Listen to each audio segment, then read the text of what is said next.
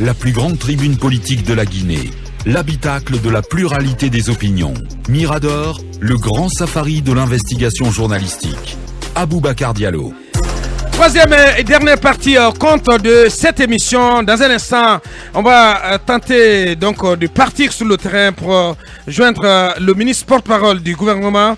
D'ici là, quelques réactions très rapidement en 2 minutes chrono. Le temps pour notre réalisateur donc de joindre M. Ousmane Gawal Diallo. Il est déjà en direct, le ministre porte-parole du gouvernement, M. Ousmane Gawal Diallo, par ailleurs ministre de l'urbanisme, de l'habitat et de l'aménagement du territoire. Il est en direct, il est de retour. Rebonjour. Bonjour, monsieur Diallo. Bonjour. Bien. Donc, on était sur. Nous évoquions ce drame. Et avant la pause, vous nous parliez d'un bilan de 18 morts. Cette question qui doit suivre forcément, quelles sont les dispositions qui sont envisagées dans le court terme pour aller sur le terrain, faire le constat et redresser la situation sur place? Écoutez, vous savez que moi-même j'y étais il n'y a pas très longtemps. Il y a déjà une mission de la sécurité, il y a déjà une mission du ministère de l'Environnement, il y a une mission du ministère de la décentralisation qui ont été sur les lieux depuis l'installation massive de nos compatriotes dans ces sites aurifères. Et donc ce drame est intervenu et depuis mardi soir, il y a eu cette commission de crise qui a été mise en place sous la coordination du préfet. Et donc qui nous remonte la situation aussi bien pour la prise en charge des blessés à l'hôpital préfectoral de Gawal, mais aussi la prise en charge des victimes qui reçoivent leur sépulture normalement. Et puis nous essayons de rentrer en contact dans la mesure du possible avec les familles, parce que la plupart d'entre elles vivent en Haute-Guinée. Et puis voilà, donc une mission gouvernementale probablement conduite par le Premier ministre, devrait s'y rendre dans les lieux très rapidement. Et puis voilà, sur le plan sanitaire, nous essayons, et moi-même j'avais alerté ça, c'est une concentration humaine extrêmement forte dans un petit territoire, et c'est quelque chose qui est regrettable et à déplorer. Et c'est pour ça que, de par ma voix, le gouvernement a présenté des condoléances à toutes les familles de ces victimes-là, et les mesures de sensibilisation vont suivre pour essayer, avant les saisons pluvieuses, que les gens soient plus sécurisés parce que la terre va devenir encore plus fragile pendant la saison des pluies. Et d'autres risques sanitaires sont très élevés dans la région parce que les lieux où habitent ces populations, c'est des lieux où habituellement l'eau stagne. Et donc c'est des situations extrêmement compliquées, mais pour lesquelles le gouvernement n'est pas en reste et prend des dispositions. Oui, mais sauf que, monsieur le ministre, ce que vous dites passe inaperçu au sein de l'opinion. On a vu aucun communiqué du gouvernement ces 3 jours. Pour nous, il n'y a pas de compassion. Alors, nous sommes étonnés aujourd'hui de suivre tout ce que vous êtes en train de dire en termes d'explication. Non, je pense qu'il faut arrêter aussi de croire que vous êtes le centre du monde. C'est pas parce que vous n'avez pas vu que vous dites non, on n'a rien vu. Il ne peut pas y avoir un drame aussi important dans un pays sans que les autorités ne bougent. Quand même. Où est ce communiqué? Où est ce communiqué? Officiellement, où est ce communiqué, monsieur le ministre? Ça passe pas. Allez-y, on va l'écouter. Où est ce communiqué? Attendez. Je pense que c'est important de savoir cela, et ça, ce n'est pas le moment pour nous, pendant cette période de crise, où on va se mettre à donner des explications de nature à créer de la polémique là où il n'y a pas. Il y a un drame que nos compatriotes vivent. Nous essayons de prendre des dispositions pour venir au secours des gens et apporter nos compassions aux familles. C'est ce qui est important pour nous et pas rentrer vraiment dans l'impression, monsieur le ministre, l'impression que nous avons, en tout cas personnellement que j'ai, c'est que votre gouvernement n'a pas fait grand-chose pour éviter ce qui est arrivé aujourd'hui. Une mission gouvernementale avait été annoncée qui n'est jamais allée à Gawal. Une mission gouvernementale... Oui, allez-y. C'est pas du tout vrai. Dites-moi le contraire. Allez-y. Oui. C'est pas du tout vrai. Il y a eu plusieurs missions qui sont monsieur le ministre, on a annoncé une délégation composée de plusieurs ministres. On n'a jamais vu cette délégation. Écoutez,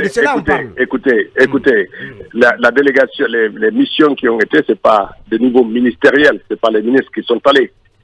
Les ministères ont délégué des personnes qui ont fait des commissions. Mais même si on nous avait annoncé des ministres. Le Conseil des ministres avait annoncé des ministres.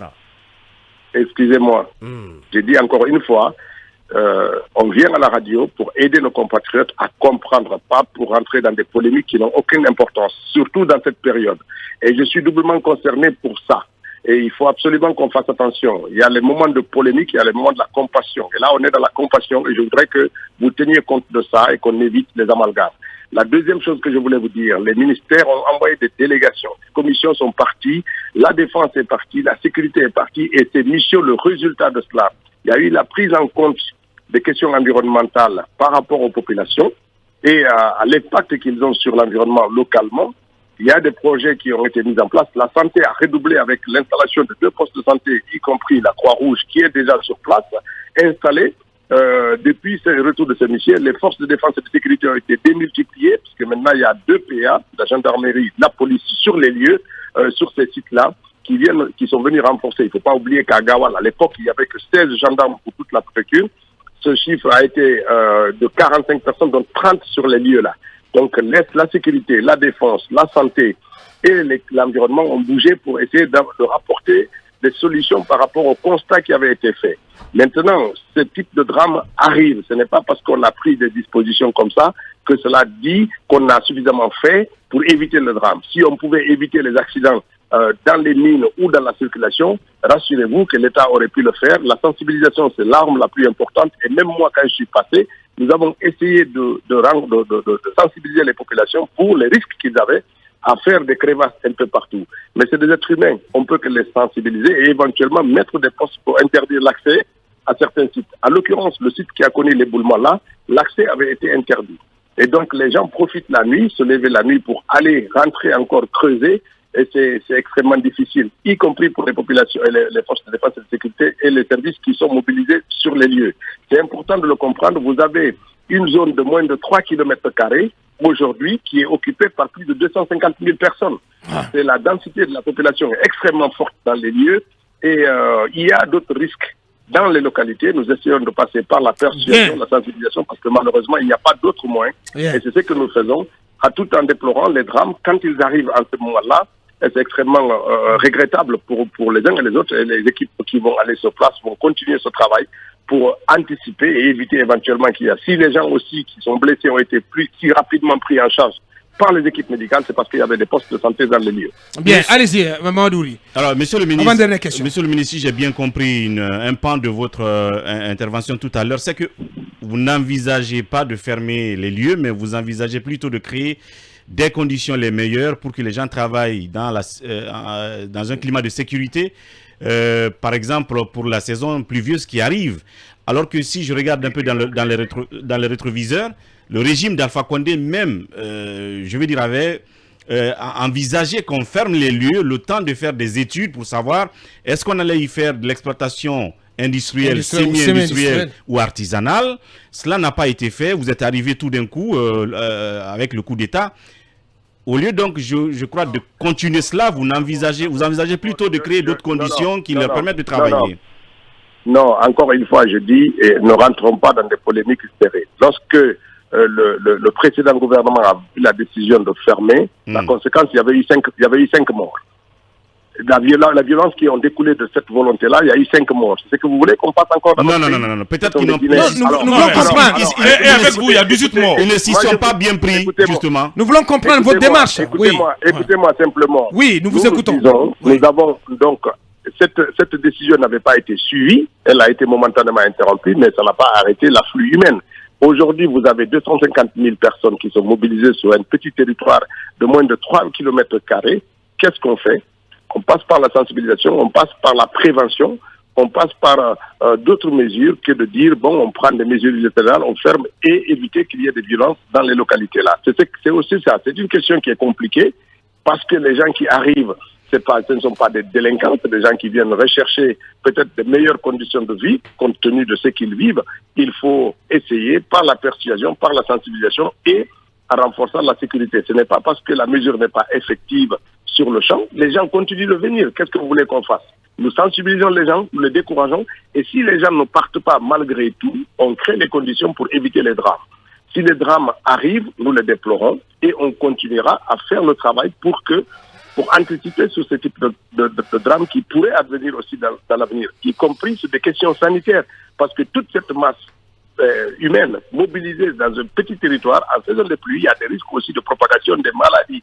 Tout cela nous inquiète, nous perturbe, mais que voulez-vous? On ne va pas déployer les forces de défense et de sécurité pour aller, hop, prenez la Kalachnikov, charger tout le monde, tout le monde. Non, nous travaillons avec intelligence, par la sensibilisation, par les conseils, par l'accompagnement pour amener les personnes à prendre de bonnes décisions et à déguerpir les lieux. Bien, Monsieur le ministre, rapidement, peut-être avant qu'on ne passe à un autre registre, nous avons eu des témoignages anonymes même pendant qu'on déroulait cette émission qui nous disent que c'est l'armée qui empêche l'arrêt de l'exploitation, en tout cas les hommes en uniforme, l'arrêt de l'exploitation à Gawal, et l'armée n'obéit même pas aux ordres de monsieur le préfet. En tout cas, nous avons reçu un témoignage assez pathétique là-dessus.